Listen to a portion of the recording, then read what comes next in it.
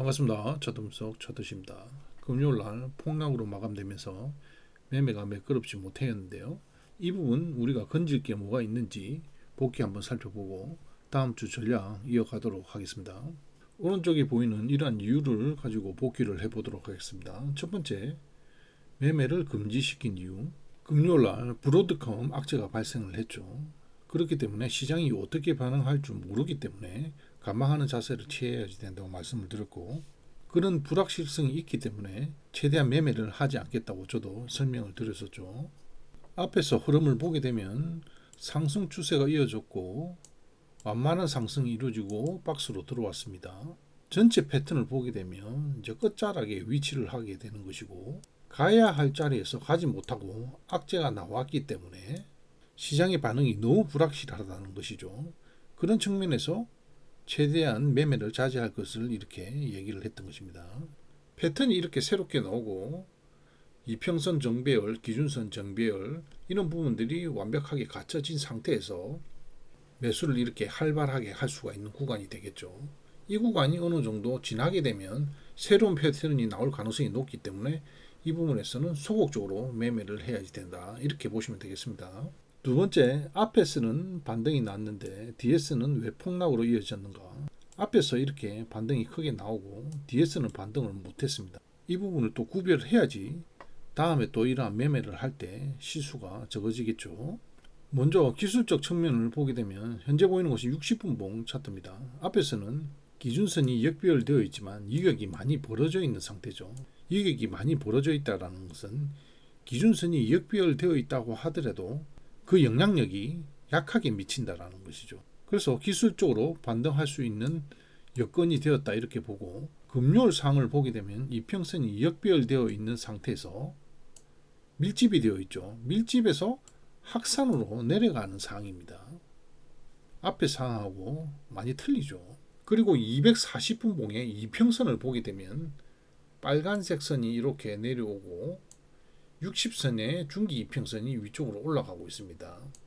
이평선의 지지와 저항을 받아버린 것이죠. 그래서 캔들이 당긴 법칙으로 위쪽으로 올라올 수가 있었던 것이고, 금요일 같은 경우는 이미 앞에서 당긴 법칙을 사용했기 때문에 이평선의 지지와 저항이 힘이 약화되었고 이 부분이 이탈되면서 하락 추세가 나와버린 것이죠. 그런 측면에서 앞에서 반등과 뒤에서 반등을 할 수 없는 기술적으로 확인이 어느 정도 됐다는 것이죠. 우리 매뉴얼에 보게 되면 추세에 반대 방향으로 매매하게 되면 짧게 수익을 청산하는 부분이 나오죠. 물론 이것이 대반등이 나와서 새로운 추세를 만들 수도 있겠지만 그것은 이례적인 경우이기 때문에 일반적으로는 이런 식으로 매매를 해야 된다는 것입니다. 다음은 재료적인 측면을 살펴보도록 하겠습니다. 앞에서 급락은 오라클 때문에 급락이 있었죠. 하지만 다음날 브로드컴의 실적 발표가 있기 때문에 기대감의 상승 흐름이 이어질 수가 있었다는 것입니다. 브로드컴은 인공지능의 핵심 기업이기 때문에 실적이 당연히 잘 나올 것을 알았기 때문에 이러한 반등 흐름이 일어났다고 할 수가 있겠죠.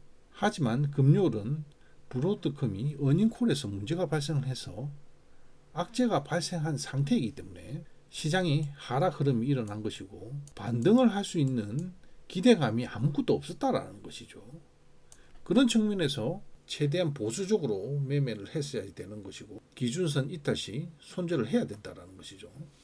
다음은 손절과 분할 매수 관점에서 살펴보도록 하겠습니다. 차트신이 앞에서 계속해서 매수 분할 매수를 하라고 말씀을 드렸었죠.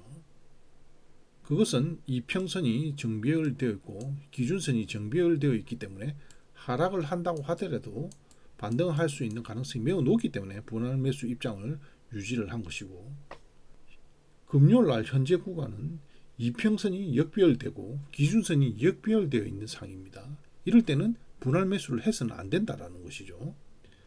본장이 열리고 급락 흐름이 발생을 하였습니다. 첫 번째 기준선, 두 번째 기준선이 위치를 했었죠. 시장이 반등을 할지 폭락으로 이어질지는 아무도 모릅니다. 그래서 이 노란색 선에서 진입을 했다고 치면 반등이 일어나게 되면 짧게 먹어야 하는 이유를 앞에서 설명을 한 것이고, 이탈이 되게 되면 손절을 해야 됩니다. 60분봉으로 돌아와서 이 부분이 되겠죠. 이 부분에서 반등이 일어났을 때 짧게 먹어야 되는 것이고, 이탈되게 되면 손절을 해야 되는 것이지, 손절을 하지 않고 여기서 분할 매수가 들어오면 안 된다라는 것이죠. 그리고 여기서 이제 손절이 나갔다고 하면 밑에 부분에서 이제 매수를 할 수가 있는 것이고, 이 부분도 이탈이 되었기 때문에 손절해야 된다라는 것입니다. 다시 양봉으로 올라탔을 때 매수를 들어가자고 말씀을 드렸는데, 이 부분에서 매수할 수 있는 것이고, 올라오게 되면 짧게 수익 청산해야 되는 것이죠. 스윙 관점은 나중에 다시 설명하도록 하겠습니다. 다음은 네 번째 학습 부분에 대해서 설명하도록 하겠습니다. 앞에서 상당기간 이러한 부분이 형성되었기 때문에 우리가 학습이 안 되려고 하더라도 학습이 되게 돼 있다는 것이죠. 계속해서 반등 흐름이 이루어졌기 때문에 내려오게 되면 또 반등하지 않겠나라는 부분이 들어온다라는 것이죠. 머리로는 짧게 먹어야 되는 것이 이해가 가는데 앞에 부분 때문에 큰 부분을 노리게 된다라는 것이죠. 앞에와 뒷부분을 완전히 구별할 수 있는 능력이 되어야 된다는 것이죠.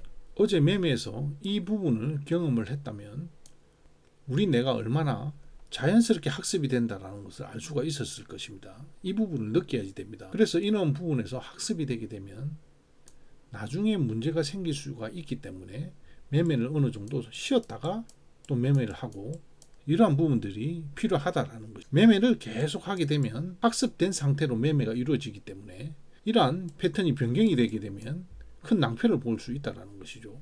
앞에서도 이 부분에서 큰 문제가 있었지 않습니까? 그리고 이 학습에 벗어나기 위해서 이러한 기준선들이 있다라는 것이죠. 이러한 부분들을 훈련시키지 않으면은 앞으로 계속해서 매매할 때 당할 수가 있기 때문에 이런 부분들을 심도 있게 생각을 하면서 매매를 하시기 바랍니다.